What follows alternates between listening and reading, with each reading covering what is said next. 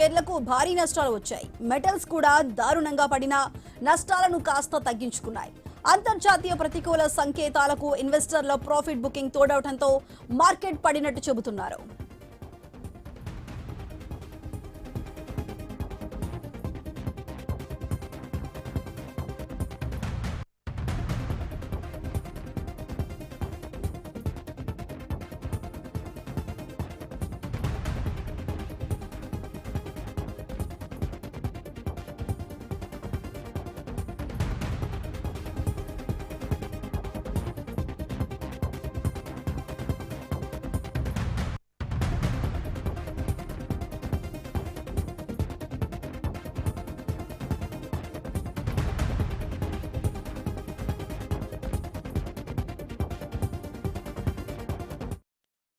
Stock market లో 3 రోజుల వరుస లాభాలకి సంబంధించి ఈ రోజు అయితే కాస్త డౌన్ అయింది. మరి దీనికి సంబంధించి మనతో మాట్లాడడానికి శ్రీరామచంద్రమూర్తి గారు స్టాక్ మార్కెట్ అనలిస్ట్ అందుబాటులో ఉన్నారు.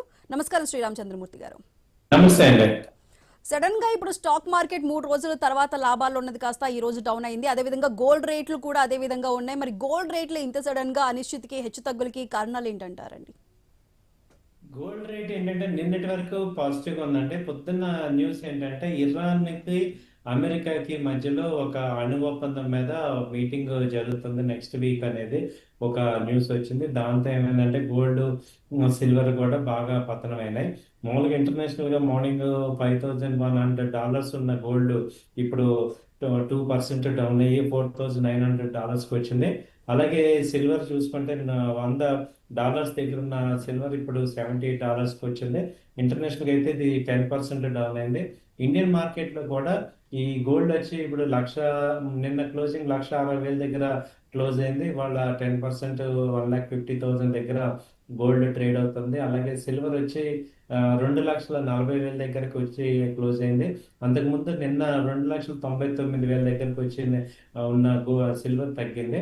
మొత్తం మీద చూసుకుంటే గోల్డ్ సిల్వర్ మొన్న శుక్రవారానికి 4,25,000 రికార్డు హై నుంచి సిల్వర్ ఇప్పుడు 2,30,000 ధరకు వచ్చింది. దాదాపు 50% దాకా తగ్గింది.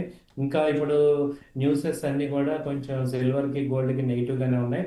గోల్డ్ కూడా 1,80,000 ఉన్న గోల్డ్ ఇవాళ 1,50,000 45,000 ఆ రేంజ్కి వచ్చింది. అయితే దీనికి ఇంకొక పాజిటివ్ ఫ్యాక్టర్ ఏంటంటే ఎప్పుడైతే యుఎస్ ఇండియా ట్రేడ్ డీల్ జరిగిందో అది ఒక చాలా పాజిటివ్ ఫ్యాక్టర్. సో 18% టారిఫ్స్కి ట్రంప్ ఒప్పుకోవడం అనేది జరిగింది. దాంతో ఏంటంటే ఇప్పటిదాకా చాలా మంది ఇండియన్ మార్కెట్లో డబ్బులు రావట్లేదని స్టాక్స్ అమ్మేసేసి గోల్డ్ సిల్వర్ కొన్న వాళ్ళందరూ కూడా ఇప్పుడు మళ్ళీ మార్కెట్స్ బాగుండే ఇటు వస్తున్నారు. అలాగే ఇంటర్నేషనల్ కాబట్టి ఎఫ్ఐఎస్ ఇప్పటిదాకా విత్డ్రా అయిపోయిన వాళ్ళందరూ కూడా మళ్ళీ ఇండియన్ మార్కెట్లోకి ఇన్వెస్ట్ చేస్తున్నారు. రేపు ఆర్బీఐ రెపో రేట్ కూడా ఉంది కాబట్టి అది కూడా కొంచెం రెపో రేటు ఇంట్రెస్ట్ రేట్ తగ్గిస్తే ఇంకా స్టాక్ మార్కెట్స్ బాగా లాభాలు పడతాయి. సో ఇవన్నీ కూడా ఇప్పుడు ఇండియాకి యూరోపియన్ యూనియన్ ట్రేడ్ డీల్ జరిగింది, mother of all trade deals. అలాగే ఇప్పుడు యుఎస్తో కూడా జరిగింది, దీన్నేమో ఫాదర్ ఆఫ్ ఆల్ ట్రేడ్స్ అన్నారు.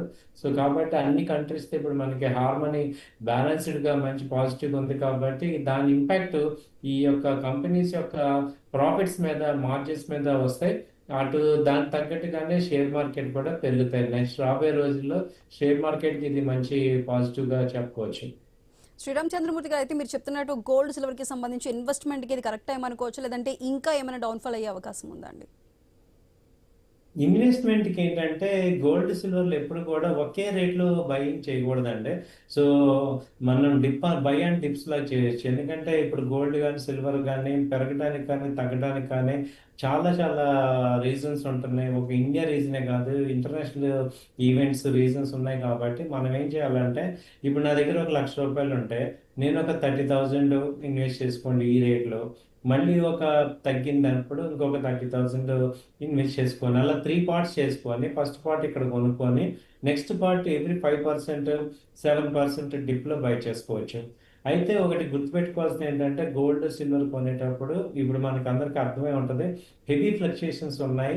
అయితే మనం ఒక్కోసారి ఇంకా డౌన్ అయిపోవచ్చు, ఒక్కొక్కసారి చాలా పెరగచ్చు. అంటే మన కంట్రోల్లో కానీ మన థాట్ ప్రాసెస్లో కూడా బియాండ్ ఉంది. ఎందుకంటే ఏ రోజు ట్రంప్ గారు ఏం చేస్తారో తెలియని పరిస్థితిలో ఉంది. కాబట్టి ఇవాళ ఫ్రెండ్లీగా ఉన్న ఆయన రేపు యానిమో అయిపోవచ్చు.